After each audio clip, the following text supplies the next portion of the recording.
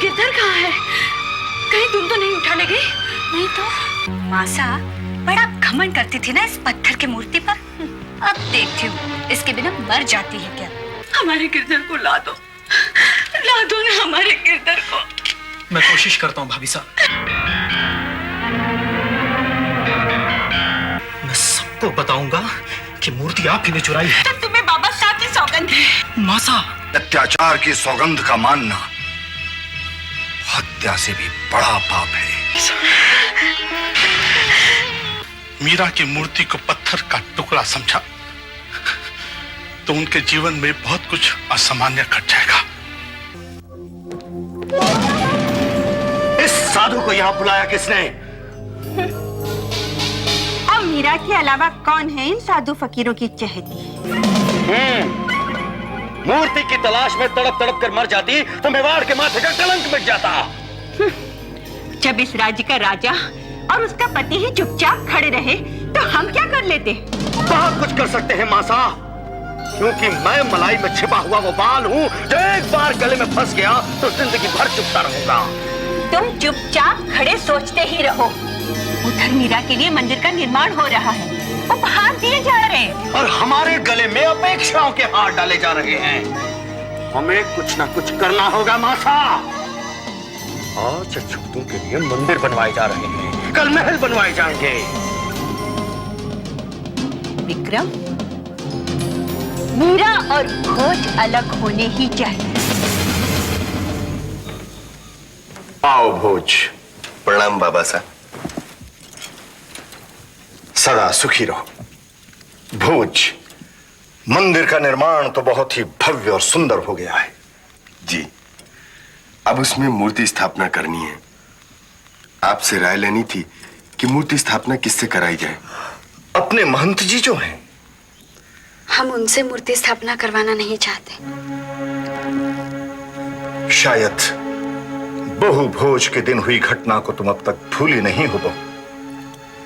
नहीं, वो तो हम भूल चुके, लेकिन हम ये नहीं भूले कि वो अब भी मांस को प्रसाद समझते हैं, बलि को चढ़ावा समझते हैं।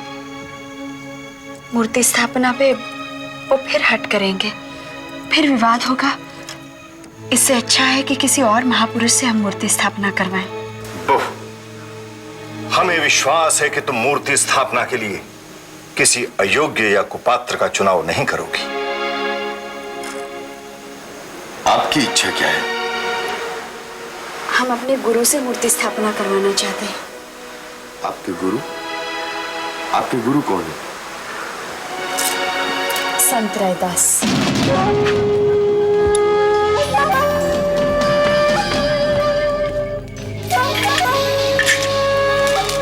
प्रणाम महंत जी। आओ विक्रम।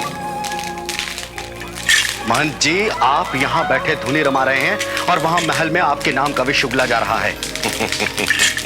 हम स्वयं विष है, विष हमारा क्या कर लेगा? आप विष थे, अब नहीं है। विक्रम, अब आप में वो तेज कहाँ जो दूसरों को चकाचौंध कर सके। कुछ अधिकार बच गए हैं, वो भी छिन जाएंगे। कौन है जो हमारे अधिकार छीनेगा? कौन है जो हमें निस्तेज कर सकता है? मीरा! गुरुदेव, मीरा नाम का सूरज उग रहा है महल में और आप ग्रहण लगे चांद की तरह दृश्य हो जाएंगे। कोई ग्रहण इतना लंबा नहीं होता जो जीवन भर लगा रहे। पर बात क्या है? आपको पता है मंदिर का निर्माण हो चुका है, अब मूर्ति स्थापना होनी है। वो हो जाएगी। हम कोई अच्छा सा मुहूर्त निकाल के उसकी प्राण प्रतिष्ठा कर देंगे। आप? आपकी प्रतिष्ठा में वो प्राण कहां? मूर्ति की स्थापना रैदास करेगा। रैदास? उसमें इतना साहस कहां? साहस तो मीरा का है। भोज ने रैदास को बुलाने के लिए संदेशा भी भिजवा दिया है। अब आप अपने चेलों के साथ मंदिर की सीढ़ी के नीचे खड़े रहेंगे और वो आपके स्थान पर बैठकर मंत्र पढ़ेगा। नहीं, ऐसा नहीं हो सकता। जब तक हम इस धरती पर हैं, धर्म कांड में कोई हस्तक्षेप नहीं करेगा। रैदास, स्थापना नहीं कर सकता।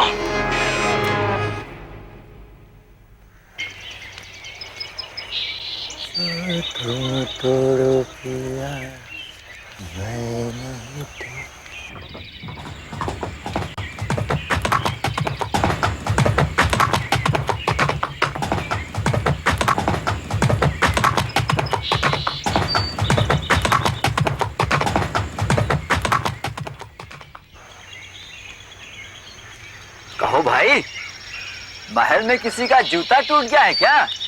आपको कुंवर जी ने लाने की आज्ञा दी है। आज्ञा? आज्ञा तो मैं किसी की नहीं मानता। श्री राम का संदेश होता तो चल पड़ता। तुम्हें बंदी बनाया जा सकता है। बहते पानी को छलनी से नहीं बांधा जाता। जाओ कह देना रायदास बहरा हो गया, बहरा। जाओ। बहरा हो गया है? इतना बहरा हो गया है कि हमारे बुलावे को भी नहीं सुन सका। संत होकर इतना घमंड। कुछ शब्दों का हेर फेर हुआ होगा, वो ऐसे नहीं है। क्या कहा था तुमने? यही कहा था, हुक्म की कुंवर जी ने साथ लाने की आज्ञा दी है। ठीक है, तुम जाओ। संतों को आज्ञा दी जाती है क्या? वो क्या आपकी प्रजा है? प्रजा नहीं तो क्या है? क्या वो इस राज्य में नहीं रहते? क्या इस धरती का अन्न नहीं खाते वो? क्या यहीं उनकी आजीविका नहीं चलती? संतों के केवल शरीर इस धरती पर रहते हैं, उनकी आत्मा रहती है प्रभु के पास। वो खाते पीते हैं राम नाम, उनकी आजीविका चलती है भक्ति के लेन देन पर। देखिए, हमने आपका कहा मानकर उन्हें संदेशा भेजा और उन्होंने निमंत्रण को ठुकरा दिया। नहीं, अब मूर्ति स्थापना महंत जी करेंगे। हम खुद जाएंगे संत रैदास को लाने। नहीं, कोई आवश्यकता नहीं।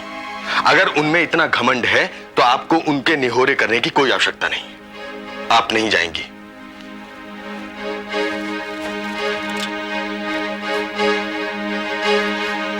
क्या होगा भाभी साहब? हम जाएंगे उन्हें लाने। भाई साहब ने मना किया है। ये मंदिर उन्होंने बड़े प्रेम से आपके लिए बनाया है।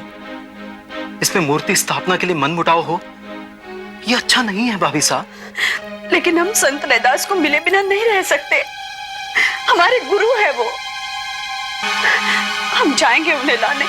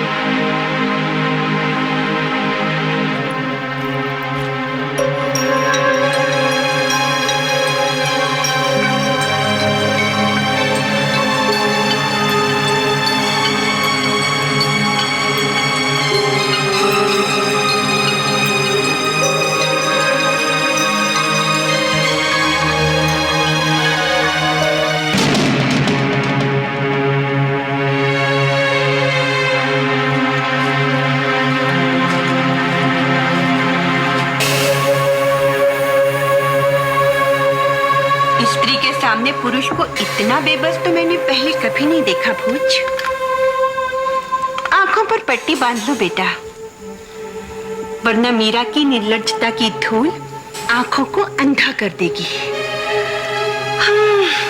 स्त्री नहीं, आंख की किरकिरी है वो। अब कौन जाने इतनी रात में कहाँ गई है। मीरा, इस समय आने की क्या आवश्यकता थी? आवश्यकता थी और हमें सबसे छुप कर आना पड़ा। पहली बात तो आना नहीं था, और आई तो छिपकर क्यों? जी वो अपने आप को किससे छिपा रही हो? समाज को धोखा दे सकती हो, क्या भगवान से भी छल कर लोगी तुम? छल की बात नहीं है। तो फिर कहकर क्यों नहीं आई?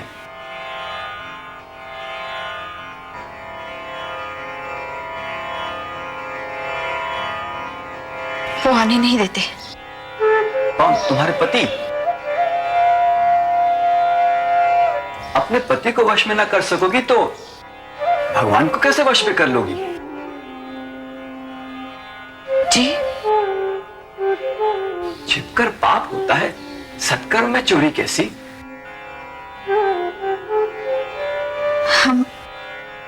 हम डर गए थे। जो डर जाए वो मीरा नहीं, आम स्त्री है। अपने पति की आज्ञा बिना चले आना तुम्हारे चरित्र को कलंकित कर सकता है। उन्होंने हमारी इच्छा को स्वीकार नहीं किया। पति की इच्छा को तुमने स्वीकार किया?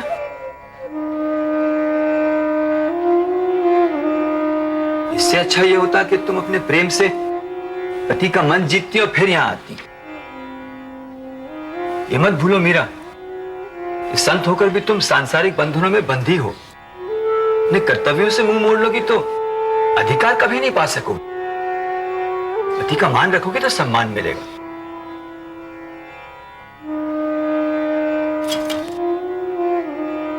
हमसे भूल हो गई, हमें क्षमा कर दीजिए। कहो कैसे आना हुआ? मंदिर में आपके शुभ हाथों मूर्ति स्थापना करनी है। बहुत कुछ सहना होगा।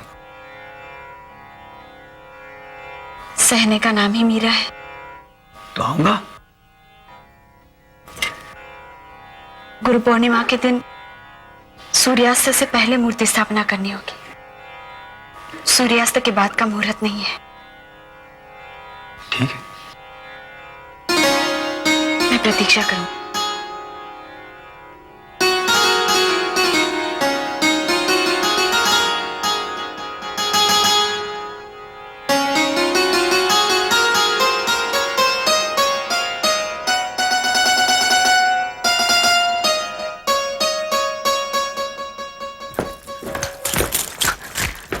भाई साहब, भाभी सा आ रही है। अब सुनना छोड़िए और बोलना सीखिए।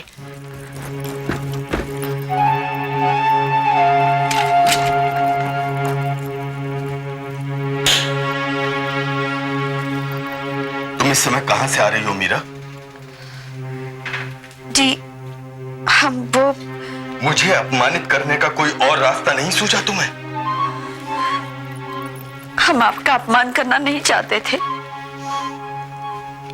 पत्नी रात के अंधेरे में पति को सोता हुआ छोड़कर महल के बाहर चली जाए, इससे पति का सम्मान बढ़ता है। मीरा, तुमने हमें बहुत कुछ सोचने पर मजबूर कर दिया है। क्या सोच रहे हैं आप? यही कि मैं तुम्हारा पति नहीं हूं। कुंवर जी। हाँ मीरा, मैं केवल एक मोहरा हूं जो समाज के सामने तुम्हें विवाहिता बनाए रखने के लिए है, अन्यथा मेरा कोई मोल नहीं। नहीं कुंवर जी, आप तो हमारे मोक्ष के आधार हैं। तो फिर क्यों गई थी?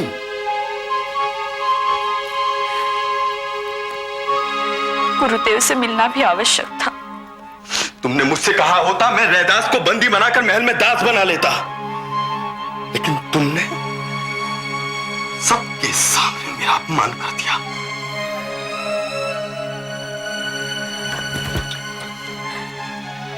हमें क्षमा कर दीजिए, यह हमारी अंतिम भूल है।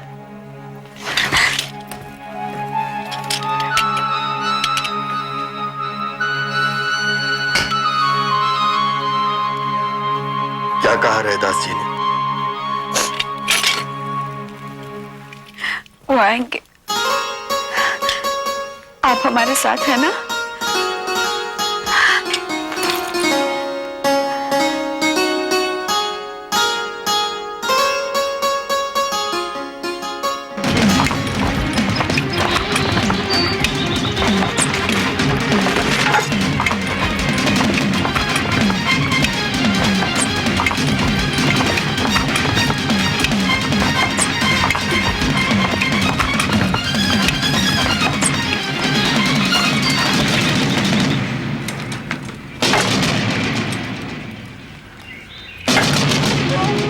विक्रम के सामने सिर झुकाने की शिक्षा नहीं ली तुमने? तो प्रभु के सामने झुकता है। आपको अपनी आयु से बड़े व्यक्ति से बात करने का ढंग आता है? तू मुझे ढंग सिखाएगा? तू? समझ आता हूं, आपको कुछ सिखाया नहीं जा सकता, क्योंकि बिल्ली के सराहने दूध जमाने की बात सोचना भ्रम है। तू अपनी सीमा को भूल रहा है रैदास। आए क्यों? तुझसे ये कहने कि मूर्ति स्थापना के दिन अपनी कुटिया से तू बाहर नहीं जाएगा। प्रभु बुलाएंगे तो अवश्य जाऊंगा। तू नहीं जाएगा रैदास, नहीं। सिपाहियों, घेर लो इसकी कुटिया को।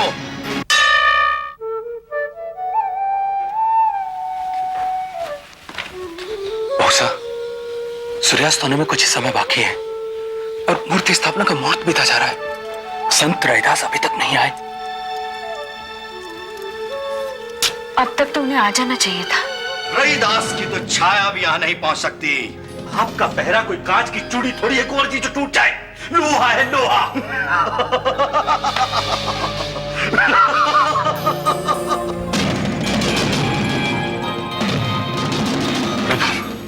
हमारा मान सम्मान अब आपके हाथों में है गिरधर। गुरुदेव नहीं आएंगे तो हमारी इच्छा का दमन हो जाएगा। आपकी इच्छा पूरी होती नजर आ रही महन जी। हमारे सामने किसी की नहीं चलती विक्रम। हम सदैव विजयी होते हैं। पापी लोग विजयी हो जाए और संत हार जाए, ये तो अनर्थ है गिरधर। हमारी प्रार्थना का कुछ तो फल दो, क्यों तड़पा रहे हो? तैयारी कीजिए महन जी, मूर्ति की स्थापना आप ही करेंगे।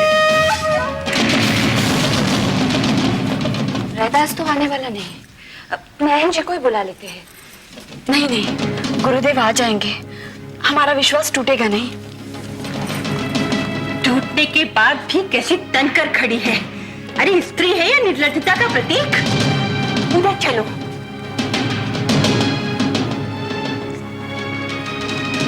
मैंने पहले ही कहा था कि छोटे लोगों को सर पर मत बैठाओ। बहन जी अब भी आ सकते हैं। हम बहन जी की नहीं, गुरुदेव की प्रतीक्षा कर रहे हैं। हम तो समझते थे तुम बहुत दयावान हो, तुम तो बड़े निष्ठुर निकले। अब सुनो, जब तक गुरुदेव नहीं आते इस मंदिर में घंटानाद गूंजता रहेगा।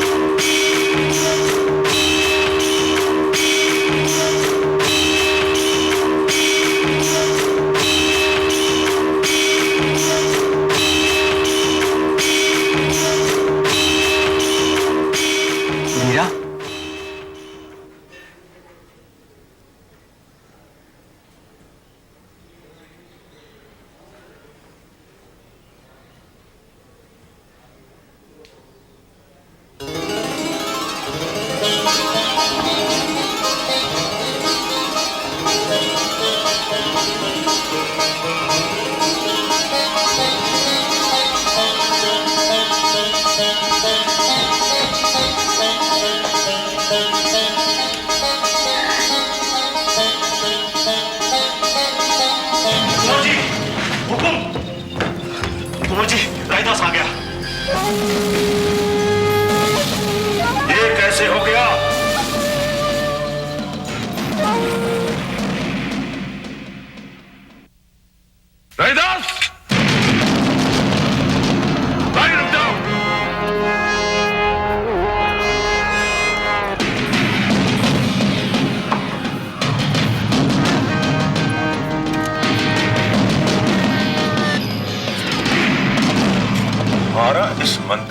प्रवेश करने का साहस कैसे हुआ?